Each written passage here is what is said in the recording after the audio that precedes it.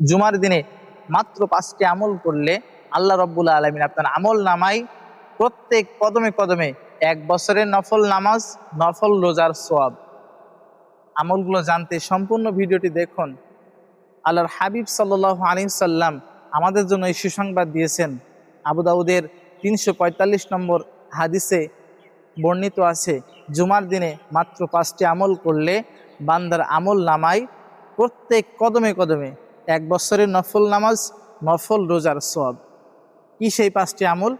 1 নম্বর, জুমার দিন সকাল সকাল সুন্দরভাবে গোসল করা। 2, মসজিদে সকাল সকাল রওনা হওয়া। 3, পায়ে হেঁটে মসজিদে গমন করা। 4, ইমাম সাহেবের কাছাকাছি বসা। 5, মনোযোগ সহকারে খুতবা শোনা এবং অনর্থক কোনো কথা না বলা। এই মাত্র 5টি আমল করলে আপনার 1 বছরের নফল তাহাজ্জুদ, নফল সিয়াম অর্থাৎ রোজা রাখার সওয়াব আমল নামায় আল্লাহ পাক দান করবেন। ভিডিওটি যদি ভালো লাগে অবশ্যই শেয়ার করে অন্য আরেকজনকে দেখার সুযোগ করে দেবেন। আসসালামু আলাইকুম ওয়া রাহমাতুল্লাহি ওয়া বারাকাতুহু।